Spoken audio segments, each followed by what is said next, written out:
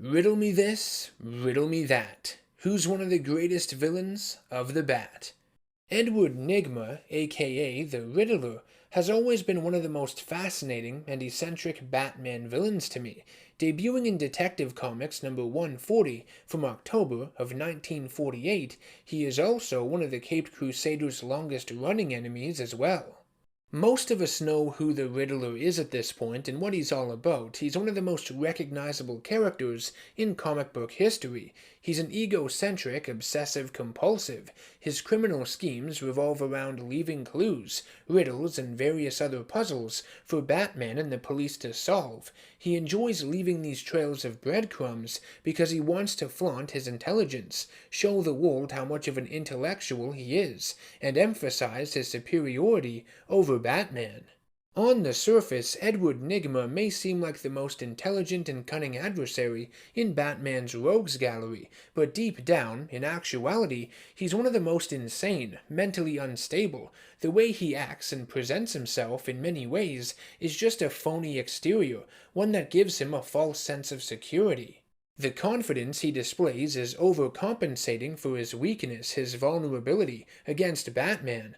Not only is Nygma obsessed with riddles and puzzles, but he has a deep-rooted obsession with the Dark Knight himself. He is consumed with defeating him, desperate to outsmart him, any way that he can.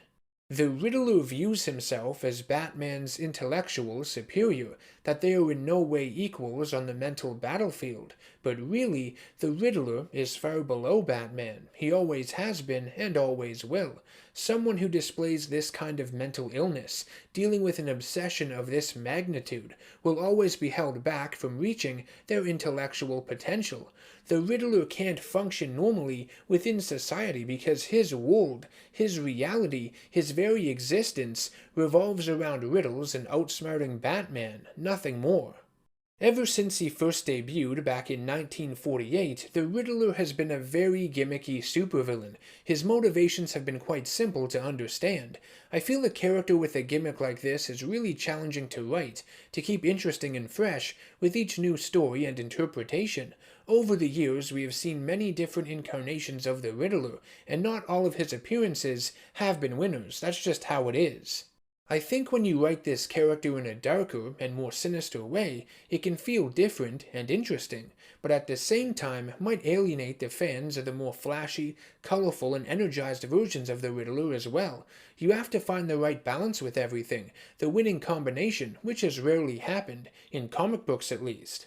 Personally, I enjoy versions of the Riddler that have a dark side to him, but I'd be lying if I said I don't enjoy when the gimmick of puzzle solving is dialed up to 11, taken to silly and goofy lengths at times. Much like another Batman villain, the Scarecrow, and even Mysterio from Spider-Man, two of my favorites in all of comics, I think characters like the Riddler lend themselves to amazing visuals. Artists are able to create such colorful, vibrant, and eye-popping stuff with him, and I think sometimes the crazier and absurd some of these puzzles, riddles, and contraptions are depicted, the more interesting it all becomes.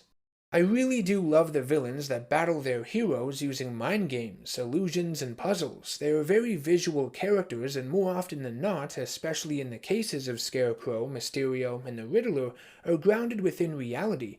They are the ones without any superpowers, without the physical advantages over the heroes, and have to instead employ other tactics to win, use their wits to overcome their opponents. I like that. I've always found it very interesting. The gimmick of Edward Nygma challenging Batman with these riddles and conundrums also engages the audience on a whole other level. You get in on the action, so to speak. You are able to follow along with Batman throughout his thought process when he's piecing together all the information and clues.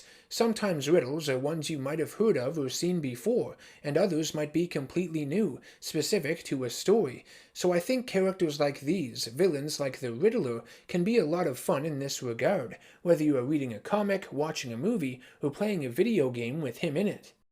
But what do you guys think of these kinds of characters? What do you guys think of villains like the Riddler? Do you find them interesting? Do you find them boring? Do you think they should be considered an actual threat or just a punchline for a joke? Let me know in the comment section down below. If you would like to help support my channel and its content, allowing for more frequent video uploads, head on over to patreon.com/channelNerdGasm to become a financial backer today.